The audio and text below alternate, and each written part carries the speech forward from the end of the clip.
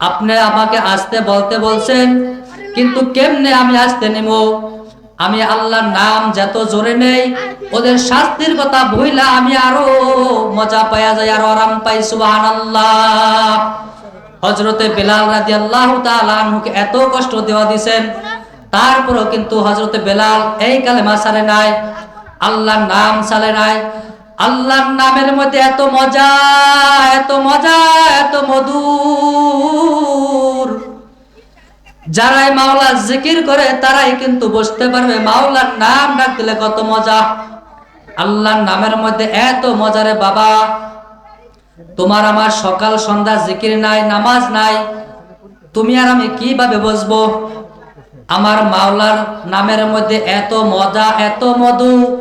সে মাওলার নাম ডাকে সেই তো বুঝতে পারে কত মজা লাগে। কি বলেন, ঠিক না বেঠিক? আল্লাহর নামের মধ্যে এত মজা, এত মজা,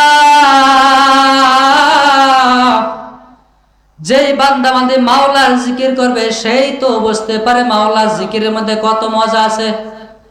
আল্লাহ রাব্বুল আলামিন বলছেন যে বেশি বেশি জিকির করো। জিকির করলে কি হবে আমরা সকলেই জানি। মনে করেন জিকির করলে কি ফজিলত হবে? আল্লাহ নবী সাল্লাল্লাহু আলাইহি ওয়াসাল্লাম বলেন, মানুষ কাপড় ধোয়, কাপড় পরিধান করে, কাপড় পরিধান করলে কাপড় ময়লা হয়ে যায়, হয় কি হয় না? কাপড় পরিধান করলে ময়লা হয়ে যায়, ধুলা লাগিয়ে যায়, বালু লাগিয়ে যায়। ওই ময়লা পরিষ্কার করার জন্য কিন্তু আমাদের ময়লা পরিষ্কার করার জন্য কিন্তু ওই সাবান অথবা সোটার প্রয়োজন হয়। সাবান দিয়ে অথবা সোটা দিয়ে ধুইলে কিন্তু ময়লা পরিষ্কার হয়ে যায়, ঠিক না বেঠিক? আল্লাহ নবী সাল্লাল্লাহু আলাইহি ওয়াসাল্লাম, আল্লাহ রাব্বুল আলামিন কুরআনুল কারীমের মধ্যে বলেন, যেই ব্যক্তি আমার জিকির করবে, আল্লাহ রাব্বুল আলামিন কুরআনুল কারীমের মধ্যে বলেন, আল্লাযীনা ইয়াযকুরুনাল্লাহ, আল্লাযীনা ইয়াযকুরুনাল্লাহ, আল্লাযীনা ইয়াযকুরুনাল্লাহ, যারা জিকির বেশি বেশি করবে। আল্লাযীনা ইয়াযকুরুনাল্লাহা কিয়ামান ওয়া কুউদান ওয়া আলা যুনুবিহিম ওয়া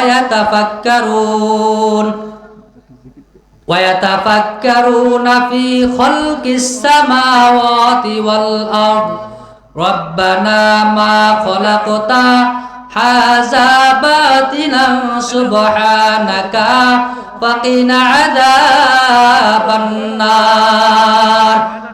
আল্লাহ রাব্বুল আলামিন বলেন, রে বান্দা, মানুষ যে সময় নাকি মানুষ যেরকম নাকি ওই জামা ময়লা হয়ে গেলে সাবান অথবা সোটা দেওয়া ধুইলে পরিষ্কার হয়ে যায়, এই বান্দা বান্দি তুই যেমন তুমি একটা গুনাহ করো, একটা গুনাহ করলে তোমার কলবের মধ্যে একটা কালো দাগ পড়িয়া যায়।